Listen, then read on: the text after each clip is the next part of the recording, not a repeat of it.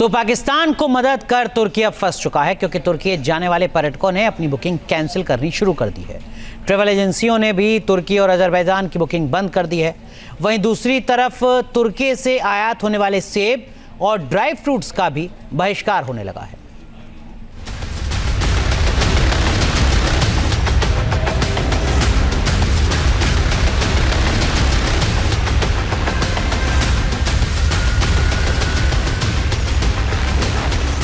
साल 2023 में जब तुर्की में भूकंप आया, तब वो भारत ही था जिसने सबसे पहले पहुंचकर तुर्की की मदद की थी। तब भारत ने ऑपरेशन दोस्त चलाया था और अब साल 2025 में पाकिस्तान ने जब भारत पर हमले किए तो तुर्की ने उसे ड्रोन देकर भारत के खिलाफ ऑपरेशन दुश्मन चला दिया। तुर्की के इस रवैये ने हर भारतीय को गुस्से से भर दिया। कारोबारियों ने तुर्की को जवाब भारत के बाजारों से देना शुरू कर दिया है। देश भर के कारोबारियों ने तुर्की के उत्पादों पर आर्थिक स्ट्राइक शुरू कर दी है, चाहे उदयपुर के मार्बल कारोबारी हो या पुणे के फल व्यापारी। तुर्की को हर तरफ से झटका मिल रहा है। उदयपुर, जो एशिया का सबसे बड़ा मार्बल हब है, वहां के कारोबारियों ने अब फैसला कर लिया है कि तुर्की से मार्बल आयात नहीं करेंगे।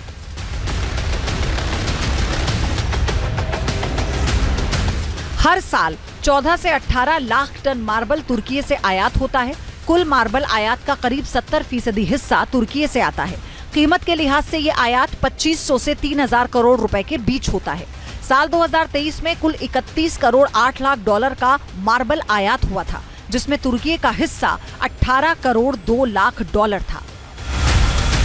उदयपुर मार्बल प्रोसेसर समिति ने सर्वसम्मति से ये निर्णय लिया है कि टर्की से जो भी आयातित मार्बल उदयपुर और उदयपुर के आसपास के एरिया में आता है, उसे हम पूर्ण तरह रोकते हैं और रोका जाएगा, जिससे जो राष्ट्र विरोधी गतिविधियां जो टर्की ने पाकिस्तान का साथ देके करी है, तो कहीं ना कहीं ये मैसेज जाएगा कि अगर इस तरीके की कोई भी गतिविधि भारत के विरुद्ध की जाएगी तो सरकार ही नहीं, यहाँ के उद्योगपति भी पूरी तरह से सरकार के साथ खड़े हुए हैं।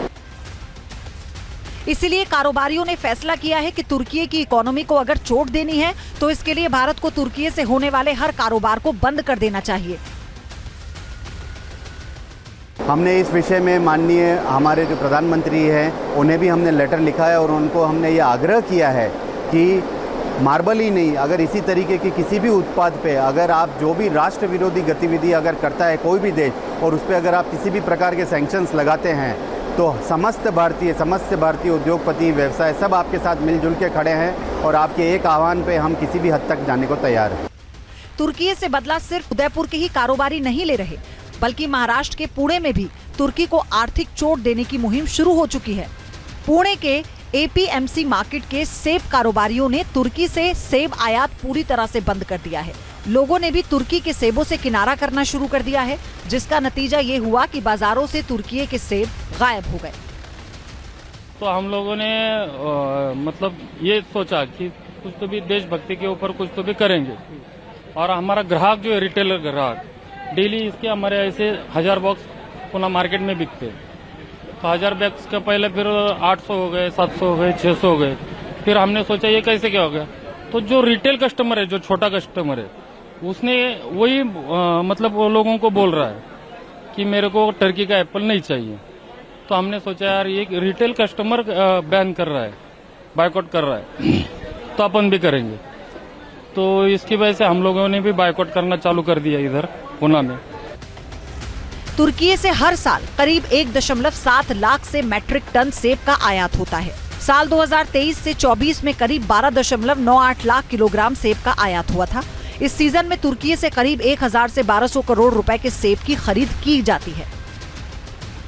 टर्की एप्पल का कैसा होता है, 3 महीना सीजन होता है। जब अपना हिमाचल कश्मीर का एप्पल नहीं होता, तो उस टाइम पे ईरान खत्म होने के बाद टर्की एप्पल चलता है 3 महीना। तो 3 महीने में इसका कम से कम 1200 से 1500 करोड़ रुपए का टर्नओवर होता है। एप्पल हो गया, चेरी हो गया, प्लम, हाँ 17 कंट्री से इंडिया में एप्पल इंपोर्ट होता है। तो एक टर्की नहीं आया तो कुछ भी मतलब शॉर्टेज नहीं होगा, कुछ नहीं होगा, बाकी एप्पल के रेट नहीं बढ़ेंगे, कुछ ऐसा कुछ खास नहीं फर्क ही नहीं पड़ेगा। सोशल मीडिया पर भी बॉयकॉट ट्रेंड ने जोर पकड़ा है, जिसका असर ग्राहकों पर पड़ रहा है। सिर्फ सेब ही नहीं, बल्कि तुर्की से आने वाले ड्राई फ्रूट्स का भी कारोबारियों ने बहिष्कार शुरू कर दिया है। सब लोग बोल रहे हैं कि मेरे को टर्की एप्पल नहीं मांगता है अभी करके। पहले इससे पहले बहुत अच्छी तरह से वो बिक रहा था, चल रहा था। कम से कम 6 के 500-600 पैकेट हमारे बिक रहे थे डेली के। लेकिन जब से तुर्की ने पाकिस्तान को सपोर्ट किया है तब से पूरी तरह से तुर्की एप्पल खाने के लिए कोई तैयार नहीं है। कस्टमर का रिक्वायरमेंट भी नहीं आ रहा है और सब लोग बोल रहे हैं कि हमको टर्की का एप्पल नहीं मांगता है। आप कौन सा भी दूसरा दे दो लेकिन टर्की का एप्पल हमको नहीं मांगता है। अभी जो 100% था उसके परसेंट अभी ये जो अभी चालू है फिलहाल, उसकी वजह से 20% भी एप्पल का रिक्वायरमेंट टर्की का एप्पल का नहीं बचा है। तुर्की को लेकर गाजियाबाद के भी फल कारोबारियों में भारी गुस्सा है। कारोबारियों ने सरकार से मांग की है कि तुर्की से आने वाले फलों पर रोक लगाई जाए। एकदम सही लिया है। जो हमारे कस्टमर्स रहते थे उन्होंने अभी बाइकआउट कर दिया है, टर्की एप्पल को हमको खाना ही नहीं है। सो उसकी वजह से सेलिंग को भी काफी फर्क पड़ा है। उन्होंने बोले अभी हमको इंडियन एप्पल लेना है आगे, तो काफी सारे सपोर्टर्स हमारे टूट गए। जैसे टर्की एप्पल को पाकिस्तान सपोर्ट कर रहा है टर्की को, तो इसीलिए हम लोग उसके लिए बाइकआउट ही होना चाहिए टर्की एप्पल। ऐसे हमारा भी कहने का मत है, हम सब एसोसिएशन का वही मत है। मार्बल और फलों के बहिष्कार से तुर्की की इकोनॉमी को अरबों का नुकसान हो सकता है। कारोबारियों का कहना है कि स्वदेशी उद्योग को मजबूती देने का यही वक्त है। हालांकि सरकार ने तुर्की के खिलाफ कोई कदम नहीं उठाया, लेकिन इंपोर्ट शुल्क या प्रतिबंध के जरिए तुर्की की आर्थिक कमर तोड़ी जा सकती है। T news.